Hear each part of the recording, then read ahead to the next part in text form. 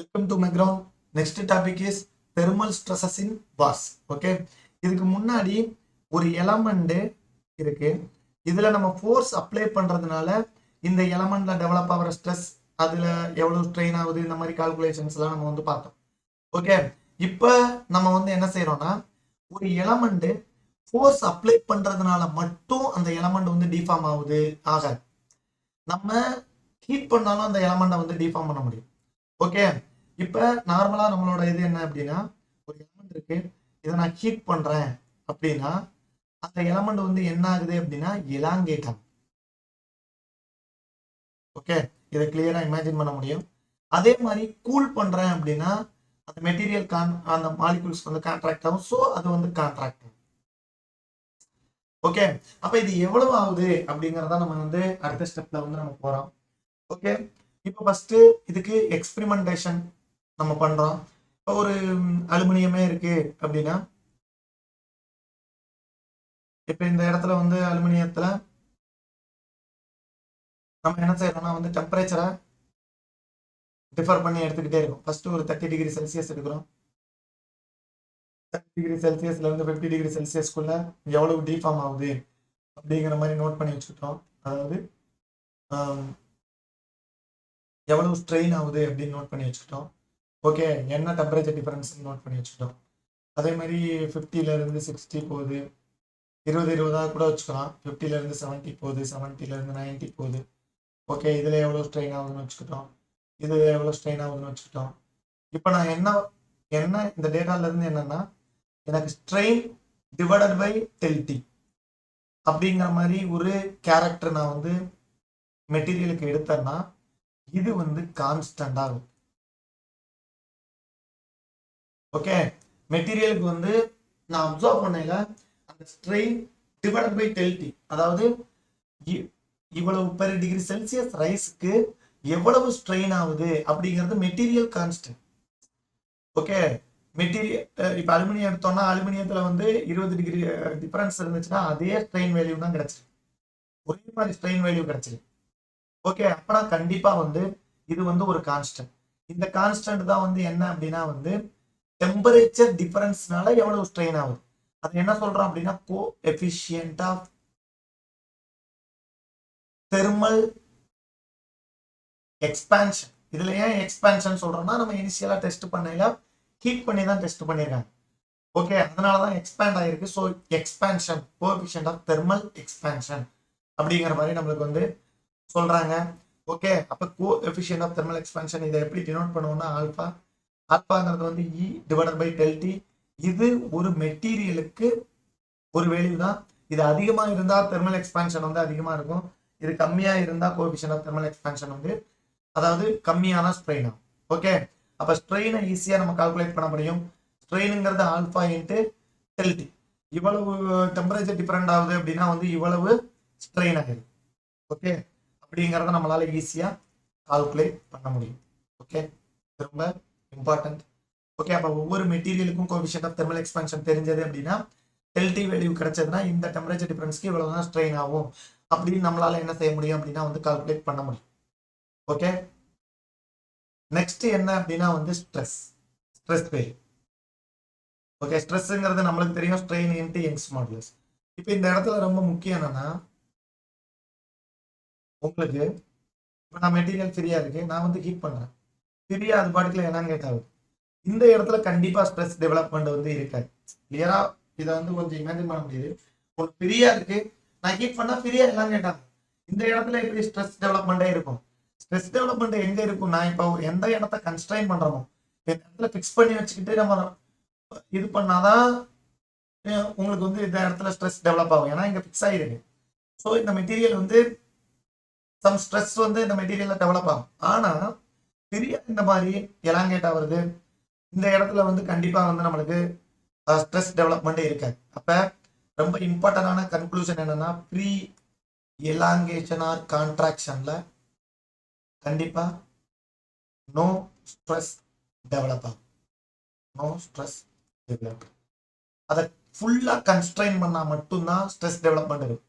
Suppose நம்ம ஒரு பார்ட்ல மட்டும் நம்ம ஃபிக்ஸ் பண்ணிக்கிட்டோம், அடுத்த பார்ட் ஃப்ரீயா இருந்தாலும் நான் இப்ப ஹீட் பண்றேன்னா இந்த சைடு ஈஸியா, இந்த சைடு எலாங்கேட் ஆக முடியாது.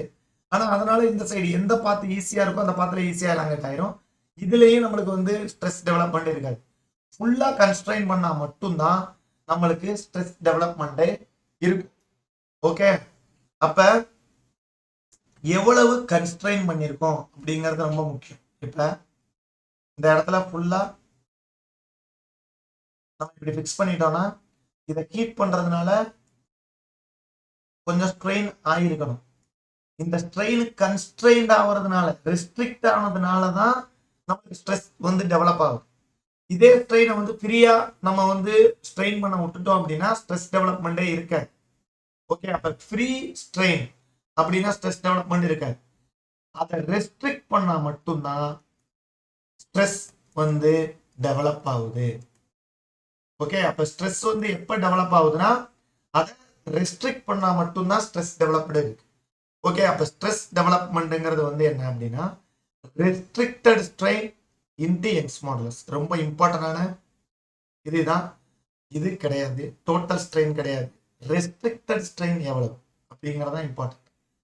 ஓகே, இப்ப சப்போஸ் எனக்கு இந்த மாதிரி ஒரு அரேஞ்ச்மெண்ட் இருக்கு, இல்ல சம் கேப் இருக்கு. ஓகே, இப்ப இந்த இடத்துல ஸ்ட்ரெஸ் டெவலப்மெண்ட் நான் கால்குலேட் பண்ணணும்னா இது வரைக்கும் ஃப்ரீயா எலாங்கேட், இந்த இந்த எலாங்கேஷன் வரைக்கும் எந்த ஒரு ஸ்ட்ரெஸ்ஸும் டெவலப் ஆகுது. இதுக்கு அடுத்து நம்மளுக்கு வந்து என்ன ஆகுது அப்படின்னா வந்து இதுக்கு அடுத்து ஆகிற ஸ்ட்ரெயின் தான் வந்து ரெஸ்ட்ரிக்டட் ஸ்ட்ரெயின். ஓகே, அப்ப இது வந்து இந்த இந்த கேப்பை நம்ம என்ன சொல்லுவோம்னா ஈல்டு, ஃப்ரீ ஈல்டிங் அப்படிங்கிற மாதிரி நம்ம சொல்லுவோம். ஓகே, இதை டெல் டாக்ஸ்ன்னு சொல்றோம்னு வச்சுக்கோங்களேன். அப்ப நம்ம இதை எப்படி கண்டுபிடிக்கிறது அப்படின்னா மெட்டீரியல்ல ரெஸ்ட்ரிக்டட் ஸ்ட்ரெயின் கண்டுபிடிக்கணும். ரெஸ்ட்ரிக்டட் ஸ்ட்ரெயின்ங்கிறது எவ்வளவு டிஃப்ளெக்ஷனை ரெஸ்ட்ரிக்ட் பண்ணியிருக்கோம் டிவைடட் பை டோட்டல். ஓகே, அப்ப டிஃப்ளெக்ஷன் அப்படிங்கிறது வந்து நம்மளுக்கு கிளியரா தெரியும், ஸ்ட்ரெயின் இன்டு லென்த். ஓகே, இப்போ ஸ்ட்ரெயினுங்கிறது வந்து ஆல்பா இன்ட்டு எல்டி, லென்த்துங்கிறது எல். ஸோ இதான் வந்து நம்மளுக்கு டிஃப்ளெக்ஷன். ஓகே, அப்போ ரெஸ்ட்ரிக்டட் டிஃப்ளெக்ஷன் என்னன்னு பார்க்க போகிறோம். இப்போ ஃபர்ஸ்ட் ஒரு மெட்டீரியலை நான் வந்து ஹீட் பண்ணுறேன். இந்த மெட்டீரியலை ஹீட் பண்ணதுனால எவ்வளவு டிஃப்ளெக்ட் ஆயிருக்கு அப்படின்னா alpha into delta T into L. இதுதான் டோட்டல் டிஃப்ளெக்ஷன். இது வந்து டோட்டல் டிஃப்ளெக்ஷன். ஆனா ரெஸ்ட்ரிக்டட் டிஃப்ளெக்ஷன்ங்கிறது வந்து என்ன அப்படின்னா டோட்டல் டிஃப்ளெக்ஷன் மைனஸ் அந்த free yielding. Okay, del dash.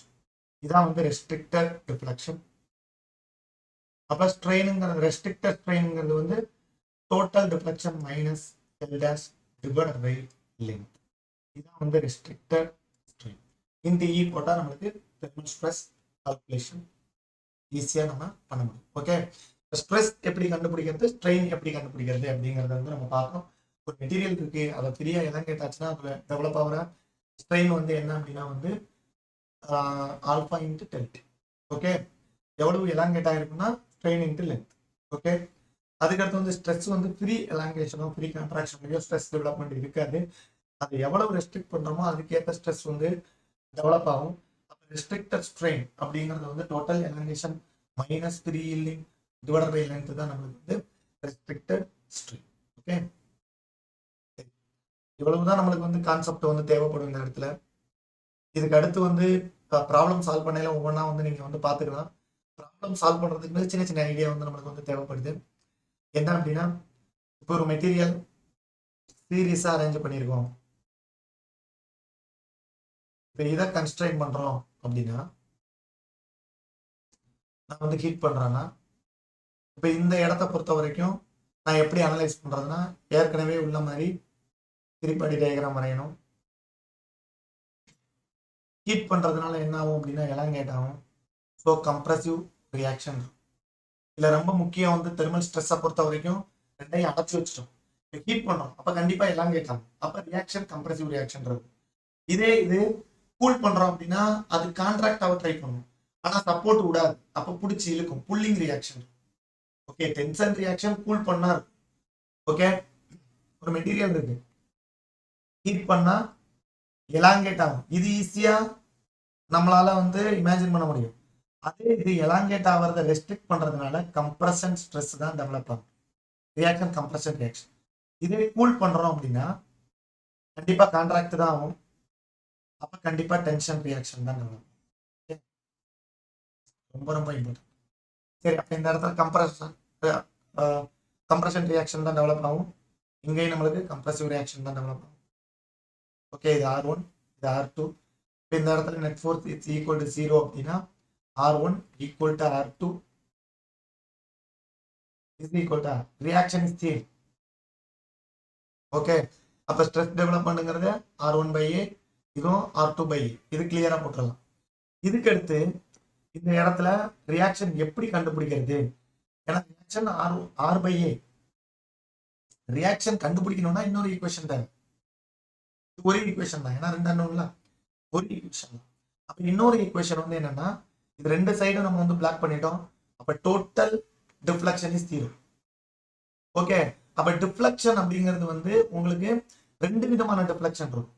ஒரு டிஃப்ளெக்ஷன் தெர்மல் டிஃப்ளெக்ஷன். ஓகே, அது வந்து alpha into delta T into L. இது எதை பொறுத்து இருக்கும்னா ஹீட் பண்றோமா கூல் பண்றோமா. ஹீட் பண்ணா இது எலாங்கேட், அப்ப அது பாசிட்டிவ். ஓகேவா? அதுக்கு அடுத்த டிஃப்ளெக்ஷன் வந்து என்ன அப்படின்னா வந்து ரியாக்ஷன் அப்ளை பண்றதை பொறுத்து இருக்கும். ஓகே, இப்ப இந்த இடத்துல வந்து இது ஃபர்ஸ்ட் எலமெண்ட், இது வந்து செகண்ட் எலமெண்ட்னு வச்சுக்கலாம். இப்ப இந்த இடத்துல ஃபர்ஸ்ட் எலமெண்ட்ல டிஃப்ளெக்ஷன் வந்து என்ன அப்படின்னா ஹீட் பண்றதுனால எலாங்கேட் ஆகும், ஸோ பாசிட்டிவ். அதுக்கு அடுத்து நம்மளுக்கு வந்து என்னன்னா கம்ப்ரசிவ் ரியாக்ஷன், ஸோ இது negative. So R L1 A1 E1 இப்படி ஒரு டிஃப்ளெக்ஷன் இருக்கும், இப்படி ஒரு டிஃப்ளெக்ஷன் இருக்கும். இதுதான் நெட் டிஃப்ளெக்ஷன் ஃபார் L1. L2க்கு அதே மாதிரி alpha into delta T into L for first deflection. அதே மாதிரி R into L2 divide by A2 into E2. Okay, இதான் வந்து L2. டோட்டல் டிஃப்ளெக்ஷன்ங்கிறது L1 பிளஸ் இது ஈக்குவல் டு 0.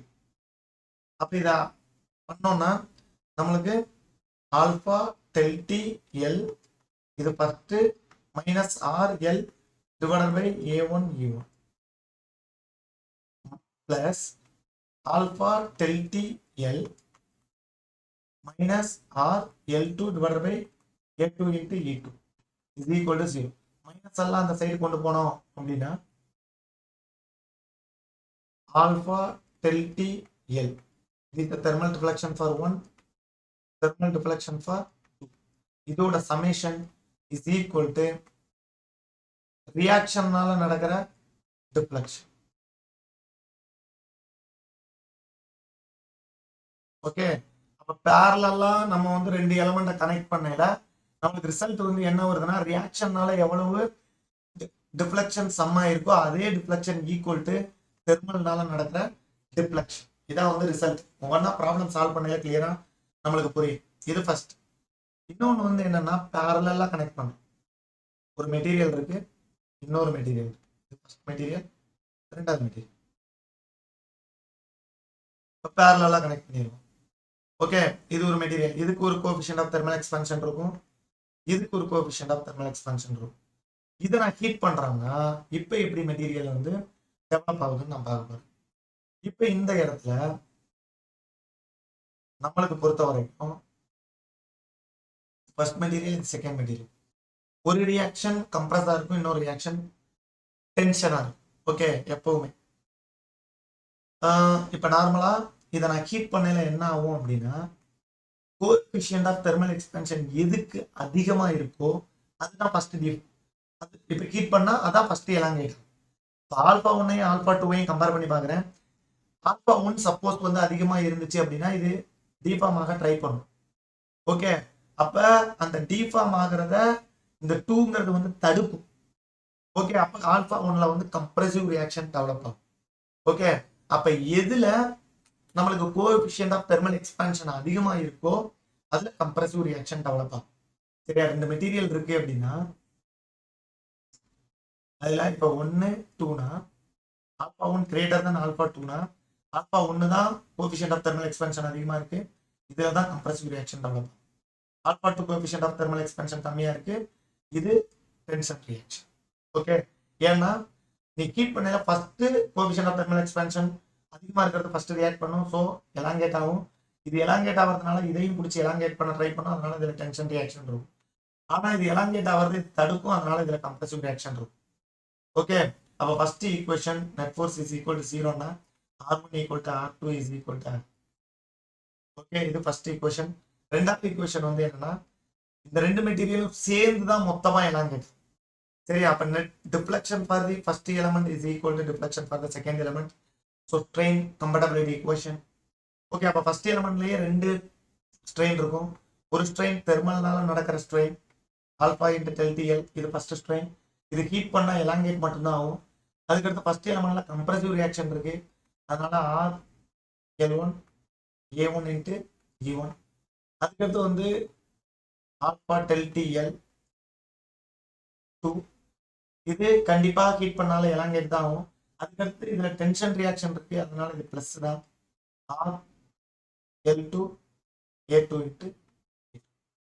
ஓகே, இப்போ இந்த இடத்துல இந்த மைனஸை இந்த சைடு கொண்டு போவோம். ஓகே, இதை இந்த சைடு கொண்டு வருவோம்.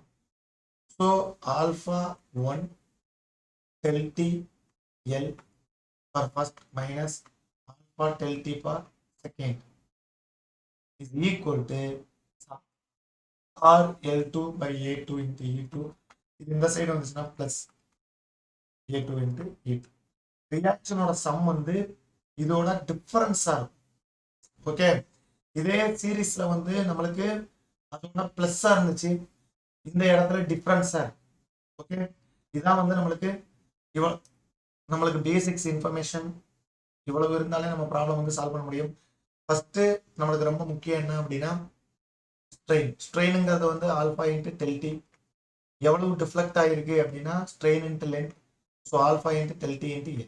ஓகே, அதுக்கடுத்து வந்து ஸ்ட்ரெஸ் டெவலப்மெண்ட் ஃப்ரீயா எலாங்கேட் ஆகுது, ஃப்ரீயா கான்ட்ராக்ஷன் ஆகுது அப்படின்னாலே stress development is equal to 0. எவ்வளவு ரெஸ்ட்ரிக்ட் பண்ணியிருக்கோமோ அந்த ரெஸ்ட்ரிக்டட் ஸ்ட்ரெயின் இன்ட்டு இ தான் நம்மளுக்கு வந்து என்ன அப்படின்னா தெர்மல் ஸ்ட்ரெஸ் டெவலப்மெண்ட்.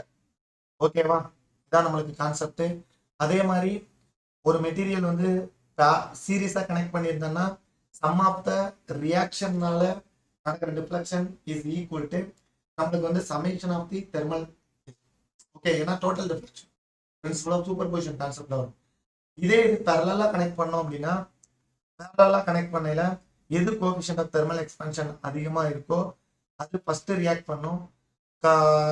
ஓகே, அப்ப உனக்கு difference of the thermal strain தான் வந்து நம்மளுக்கு ரியாக்ஷனோட சமேஷன். அந்த மாதிரி நம்மளுக்கு ரிசல்ட் வந்துச்சு. ஓகே, அதுதான் நம்மளுக்கு வந்து கான்செப்ட். ஓகே, நெக்ஸ்ட் வீடியோல இருந்து நமக்கு ப்ராப்ளம் தான்.